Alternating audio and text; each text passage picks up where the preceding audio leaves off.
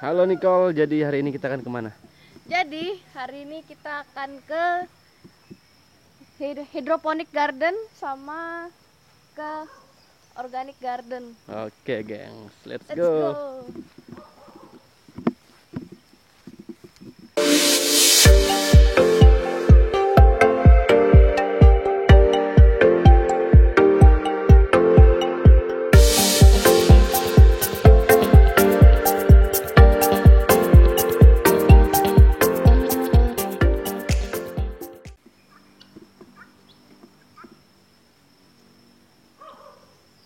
Bonfire nggak hujan juga ya? Halo Pak Simon, Halo. jadi kita akan ngapain hari ini? Nah, hari ini kita lihat kebun kita yang organik. Oke, Iya. dan Dan kemana lagi? ya nanti juga ada rumah roti yang kita bisa lihat Oke, let's go. kebun organik di sini. Terus untuk mulainya mereka nanam asparagus. Oh, Iya, asparagus hijau ya, bukan yang putih. Ya terus sekarang udah 5 tahun saya sama istri saya yang ngurusin kebun ini. oh, Terus sekarang kita nanam banyak sekali jenis sayur. Ya. oke. Terus iya, semua kita di sini nanam organik kan, artinya kita nggak pakai pestisida kimia, kita nggak pakai pupuk kimia, semua alamiah, Wow. semua natural organik. Di sini kita bisa lihat apa sapi kita yang itu sapi Bali kan, artinya itu beda dari sapi lain itu agak pakai putih yang ini lebih biasa. Artinya itu sapi Bali, artinya ini untuk ambil susu nggak bisa, artinya itu bukan milking cow ya. Oh, untuk daging? Biasanya di sini pakai untuk daging, pakai untuk kompos juga ya, untuk Tanaman. pupuknya dia untuk tai sapi bagus sekali untuk pakai di kebun. Tapi di sini kita nggak pakai untuk daging, di sini sebenarnya kita cuma pakai untuk breeding. Nanti kita ambil anaknya, terus kita pakai untuk kompos. Oke, Karena yang penting sekali kalau nanam organik ya itu kompos. kompos. Karena Jadi- kita nggak main-main sama pestisida, kan nantinya kompos kita harus bagus sekali. Mantap. Kita Ini dipegang. usia berapa sih, Man? Nah, ini kira-kira 2 tahun. Ya, Pan Mary 2 tahun kurang lebih ya. Gitu. Dia baru dimandi ya. Sapi baru mandi, kita belum mandi. Kalau mau pegang boleh. Pegang di Gak apa-apa, dia baik sekali ya. Ayo pegang. Ini berarti melanjutkan usahanya mertua, Pak Simon? Iya benar, nama istri saya. Karena bumi langit. Bumi Langit namanya. Iya. Artinya di sana beda dikit karena di sini kita nanam sayur untuk jual kan. Karena di sini sebenarnya gampang sekali untuk nanam sayur ya. Karena Subur. kondisi untuk nanam bagus. Karena air ada banyak, tanah subur sekali. Akhirnya ya cocok untuk nanam sayur di sini. Kalau di Mangunan ya, di Bumi Langit, si tanah nggak subur seperti ini, keras sekali, merah, terus si air juga agak susah kan. Akhirnya dulu ayah mertua sama ibu mertua saya pindah ke sana, mereka bikin kebun, orang di sana pikir baru mereka gila kok bisa berkebun di sana kan. Iya, Tapi hasil kan berhasil. betul. Karena mereka pakai konsep permakultur kan untuk bikin tanah yang nggak terlalu subur, tetap subur. Gitu. Luar biasa. Tapi di sini gampang, di sini gampang sekali. Karena itu dulu itu apa volcano ya? Yang ini. Iya, vulkan. Itu Batu Karu, Gunung Batu Karu. Artinya tanah di sini subur sekali. Terus hujan ada, air ada, mata air ada banyak. Artinya Kaya gampang sekali ya. Untung sekali ya, Simon ya. Iya. Kaya sekali. Dan saya lihat kita cek googling mertuanya Simon itu ternyata pernah berkunjung juga Presiden Obama Oh iya betul. di Dulu Jogja ya. Obama ke sana masih keluarga untuk makan di warung ibu mertua saya. Wow. Saya. Iya. Kita bisa pakai itu untuk campur sama kompos, bisa pakai untuk mulsa. Mulsa artinya itu kita tutup tanah sama material ya. Material organik lebih bagus, tapi sekarang banyak kebun yang pakai mulsa plastik ya. Iya. Jadi ini untuk campuran kompos Pak Simon. Ini untuk campuran kompos, terus juga untuk mulsa. Oke. Kalau campur sama kompos, kita harus potong-potong dulu kecil supaya lebih cepat jadi ya. Saya kira untuk penghangat badannya si ayam, Untuk apa? penghangat badannya ayam. Oh, ya bisa juga sih sebenarnya untuk bebek yang cocok. Iya. Kalau kita taruh di kandang bebek, nanti mereka senang bertelur ya. Telurnya hangat kan? Hangat. Tapi di sini kita pakai untuk kompos ya. Kompos. Mayoritas untuk kompos, terus untuk mulsa. Oke. Iya. Seperti tadi saya udah bilang ya, di sini kita bikin semua kompos sendiri. Artinya kita cari semua bahan kompos juga sendiri. Biasanya kita cari di daerah sini kan, karena kita juga bersyukur karena di sini ada banyak kebun kopi, ada banyak sawah. Artinya kita bisa kumpulin banyak material kompos ya. Terus kita campur sendiri. Kita pakai modelnya hot composting kan, artinya kita layer kompos kita. Kita pakai satu layer karbon, satu nitrogen, satu karbon, satu nitrogen. Nanti kita basahin, jadi panas sekali di dalam. Iya, betul. Harusnya sekitar ya 60 degree Celcius suhu ya di dalam. Kalau udah, sebenarnya harus setiap 2 minggu ya. Tapi kadang-kadang kita juga macet, artinya lebih lama. Sampai berapa lama sih, Mas? Kenapa? Sampai berapa lama dia harus di... Oh, biasanya kita tunggu 2 minggu ya. Terus 2 minggu kita putar, kita pindah ya. Artinya kita pindah ini pakai cangkul kita. Diolah, diratakan. Diolah, iya. Terus setiap 2 minggu ya. Harusnya sebenarnya 4 kali ya. Sampai jadi. Kadang-kadang kita udah cuma 2-3 kali kita pindah, kita udah pakai. Iya. Karena di sini kita keperluan banyak kompos sebenarnya. Iya. Jadi Tapi saling itu yang hot composting itu bagus sekali karena nanti ada si virus di bahan kompos atau ada si juga weed seeds kan, artinya benih rumput ya yang nanti mati karena kita pakai hot composting gitu. Cuman tenaga yang diperlukan untuk itu lumayan banyak.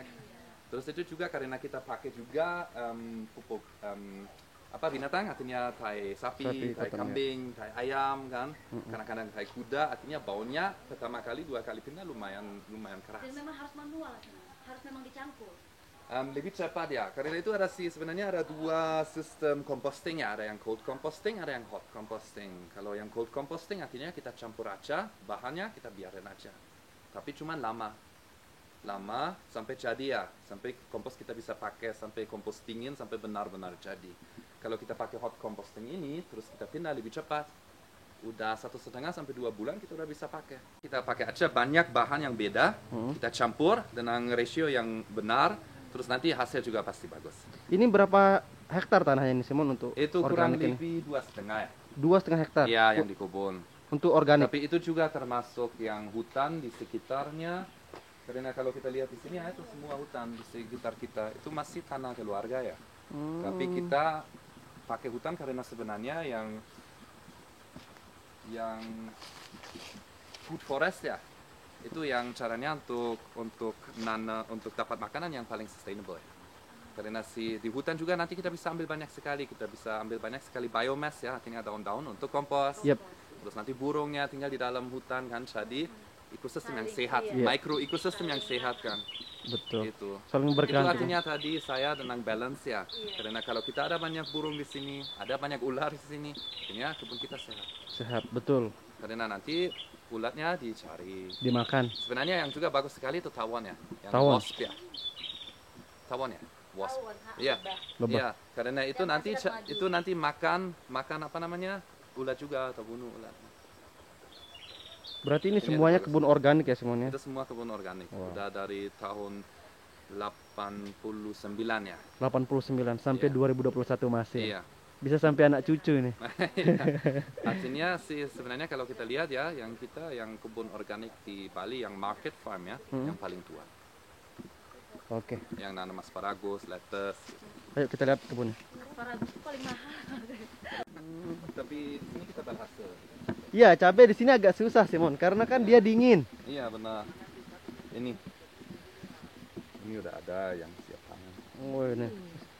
Cabainya berapa kali panen Simon? Oh kita bisa panen terus karena pohon bisa agak tua. Terus itu juga tomat momotaro ya, Japanese beef tomato, tapi masih kecil. Iya. Generasi masih kecil. Iya, belum Pohon matang. sakit tapi nggak apa-apa. Iya, kalau musim hujan kita pakai atap ya. Kalau musim hujan, kalau kita masuk musim kemarau kita buka atapnya. Kita pakai atap karena Bongkar hujan. pasang Simon ya. Iya, kalau kita nggak pakai atap nanti banyak sayur yang kita tanam nggak bisa. Harusnya di dalam musim hujan harus di bawah atap. Berarti ini apa fungsinya A ini Simon?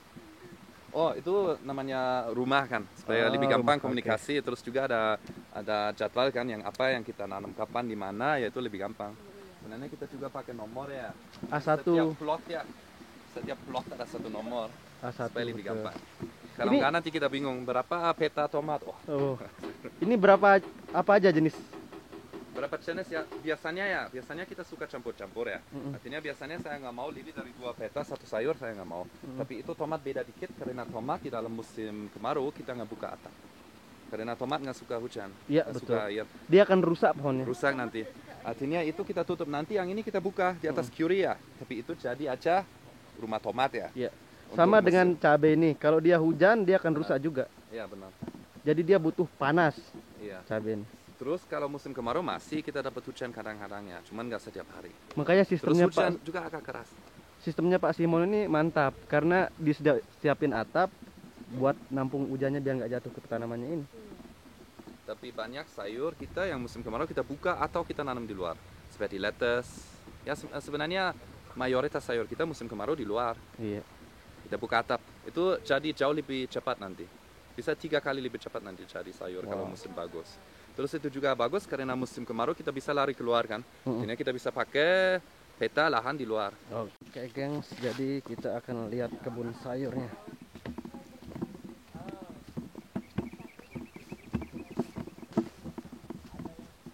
Nih, ini rumah asparagus. Ini rumah apa Pak Simon? Rumah asparagus. Asparagus. Ini mahal ini Pak Simon. Mahal. Karena itu baru banyak kompos sama banyak gajian juga ya. Wow. Di sini kita bisa lihat asparagus yang kecil ya, yang biasanya kita panen tapi kita tunggu sampai kurang lebih 20 cm baru kita potong ya ini. Ini asparagus, Kecil. gengs. Terus kalau kita nggak panen itu ya, kalau kita nggak panen itu nanti dia jadi ini, jadi pohon ya. Iya, jadi Biasanya kita tunggu sampai ada 4 pohon seperti ini. Terus kalau udah ada 4 pohon seperti ini, kita mulai panen. Kita potong yang kecil, yang asparagus spare ya, kita potong. Kalau pohon udah jadi agak capek, kurang lebih 2 bulan ya, 2 bulan panen, dia jadi capek. Kita bisa lihat warna daun-daun jadi agak coklat, itu masih muda ya. Kalau udah capek kita potong, bisa lihat di sini. Artinya kita pangkas ya, kita pangkas semua satu rumah full. Terus nanti habis dipangkas kita kasih kompos banyak, itu semua kompos. ini ya. subur tanahnya nih. Itu subur. Ini Jadi bisa di- tinggi seperti ini kita kasih kompos. Terus nanti kita siram. Nanti pohonnya balik lagi. Karena akarnya, walaupun kita potong di atas ya, akarnya asparagus besar sekali. Mirip bambu dikit ya. Artinya di sekitar ini semua akarnya. Iya. Satu bautnya Seperti singkong ya. ke bawah. Itu lebih panjang, lebih ke bawah lagi. Karena itu dia perlu banyak air. Karena akarnya sampai bawah. Artinya kalau kita siram sayur lain sama asparagus beda. Yang itu harus benar sekali basah karena artinya kita perlu banyak air. Terus dia perlu banyak kompos. Kalau kita nggak kasih banyak kompos nanti dia nggak jadi bagus. Terus kompos yang bagus. Karena itu asparagus jadi agak mahal. Karena dia perlu banyak air, perlu banyak kompos. Gitu. Terus umurnya pohon asparagus bisa lama. Kalau di sini ada pohon yang sekitar udah 10-12 tahun ada. Kalau kadang-kadang mereka mati ya di tengah-tengah nanti kita nanam sendiri. Kita pakai kalau pohon asparagus kalau dia udah mulai tua dikit dia dapat biji. Yang ini masih hijau ya. Nanti dia jadi merah. Kalau udah merah di dalamnya, di sini nggak bisa lihat ya. Mungkin nanti kita bisa cari yang merah. Di dalam itu ada biji, ada benih. Kita bisa nanam lagi dari ini, Iya, dari bijinya. dari biji. Artinya kita nanam sendiri. Ya itu masih kecil ya. Biasanya itu masih kecil. Ini ada yang apa yang Ini coklat. dalam ini bisa yang ditanam. kunyit. Kalau di luar udah merah, di dalam udah hitam, biji udah hitam, bisa kita nanam. Ini ya.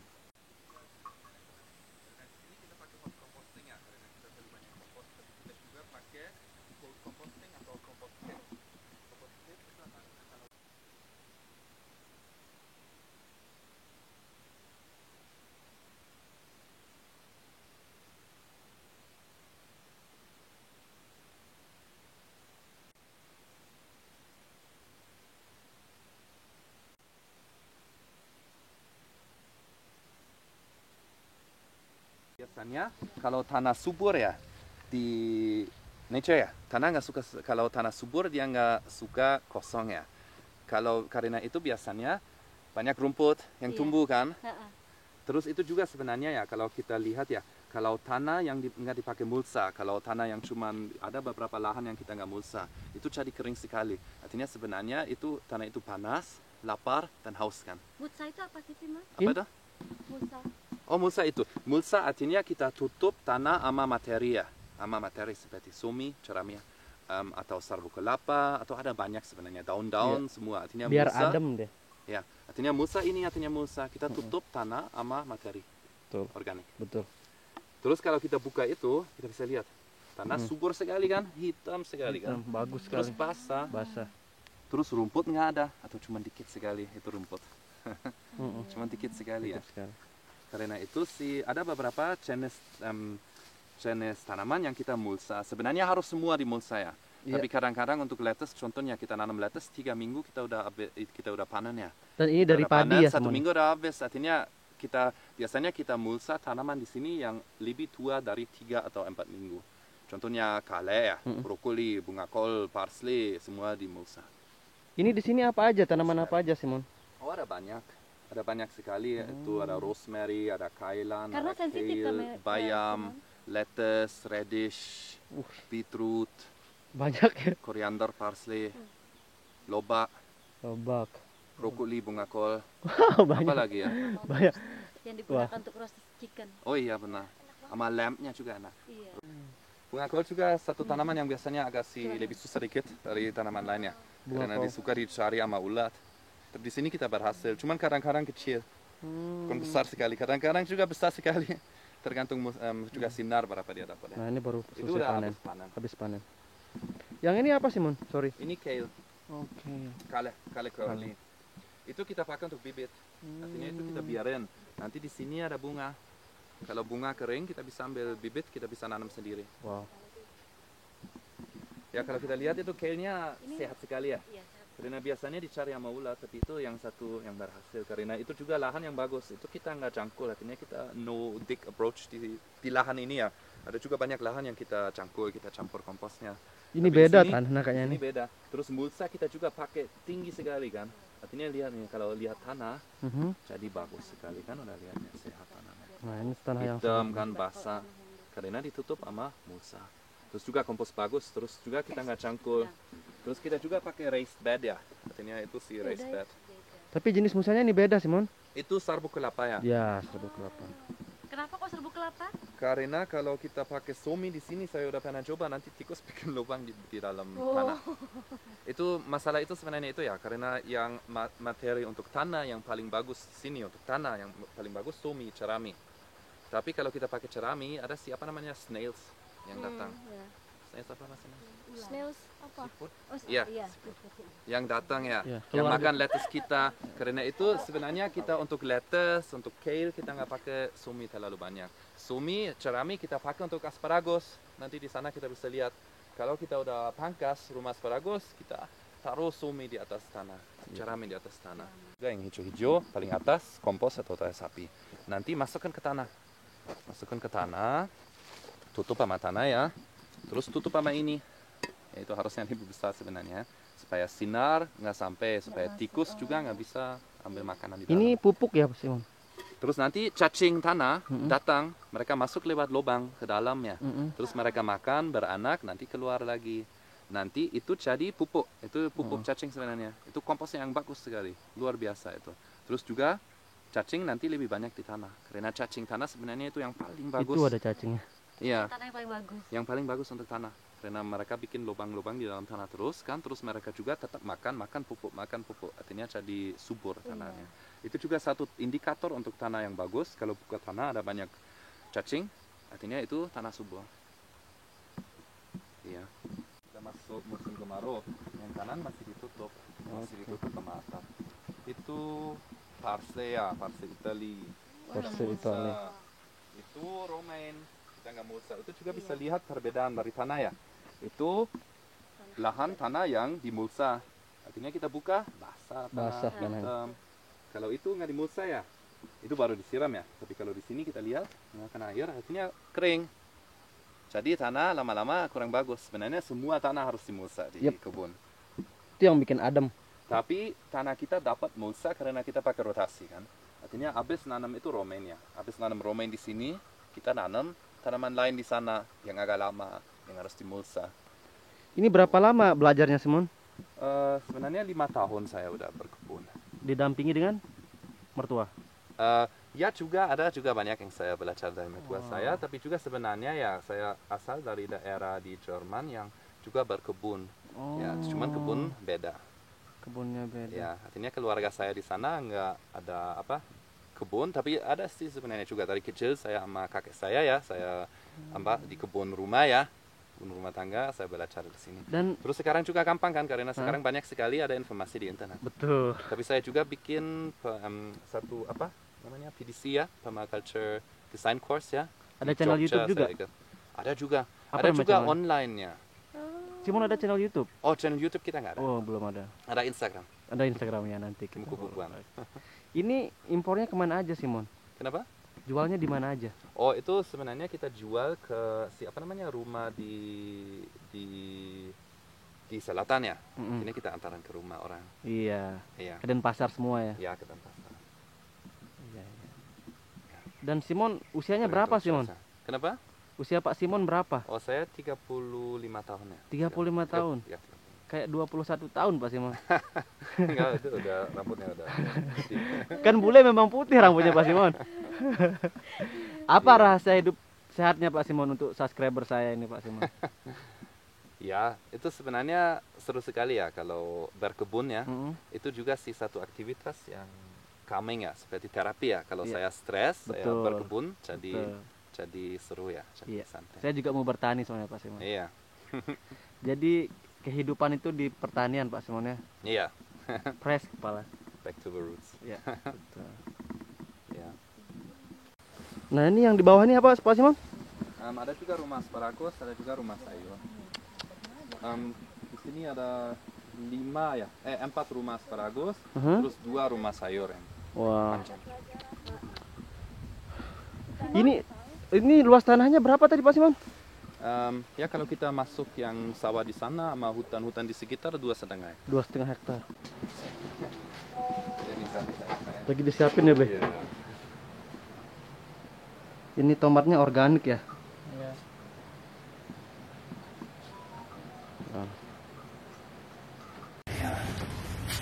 Itu ibu mertua saya juga yang bikin itu tahun 90-an. Ini tempat apa Pak Simon? Itu rumah roti. Rumah Kita roti. bikin roti ya. Oh. Roti sama pie sama cake Wih, luar biasa. sama granola sama apa lagi? Ya, coba bisa, boleh masuk.